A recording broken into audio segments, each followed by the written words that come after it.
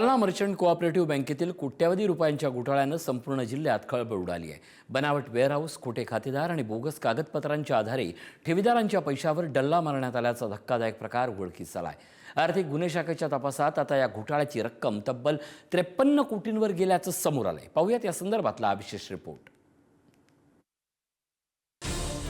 जालना शहरातील Jalna merchant cooperative बँकेत warehouse कर्जाच्या नावाखाली मोठा आर्थिक घोटाळा उघडकीस आलाय।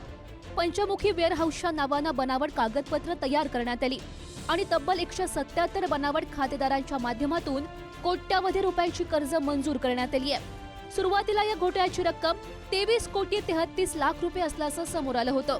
मात्र तपास जसजसा पुढे गेला तसतसा अपहाराचा आकडा वाढत गेला आणि आता हा घोटाळा तब्बल 53 कोटी 24 लाख 49 हजार 849 रुपयांपर्यंत पोहोचल्याचं उघड झालंय। आरोपींनी बोगस वेअरहाऊस पावत्या, खोटं लायसन्स आणि बनावट कागदपत्रांच्या आधारे बँकेकडून कर्ज मंजूर करून घेतल्याचा आरोप आहे। ही रक्कम काही विशिष्ट खात्यांमध्ये वळवण्यात आली आहे। विशेष म्हणजे बँकेनं तारण मालाचा लिलाव करण्याची प्रक्रिया सुरू केली असता वेअरहाऊसमध्ये प्रत्यक्षात कोणताही तारण मालच नसल्याचं उघड झालं आणि संपूर्ण घोटाळा समोर आला।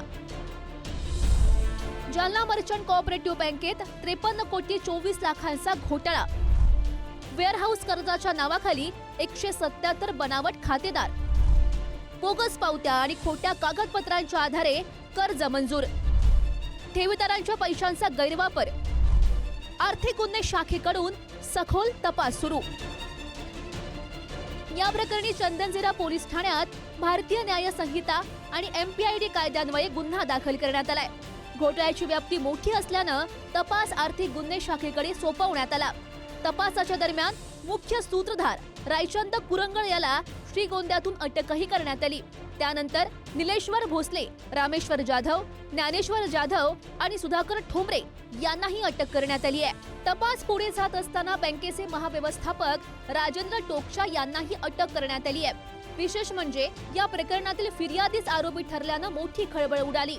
पुढे भोकरदन शाखेचे व्यवस्थापक नटवर दायमा, आरोपी प्रवीण पुरी आणि इतर काही सहकाऱ्यांनाही अटक करण्यात आली आहे। दरम्यान बँकेचे अध्यक्ष CA गोपाल अग्रवाल यांच्या विरोधातही गंभीर पुरावे समोर आलेले आहेत। कर्ज मंजुरीसाठी विशेष सूचना दिल्याचा आरोप त्यांच्यावर आहे। सध्या ते फरार असून आर्थिक गुन्हे शाखेकडून त्यांचा शोध सुरू आहे। आता विकास शर्मा, सचिन भालेराव आणि गोपाल शिंदे या तिघा शाखा अधिकाऱ्यांनाही अटक करण्यात आली आहे। त्यामुळे या प्रकरणातील अटक आरोपींची संख्या 12 वर पोहोचली आहे।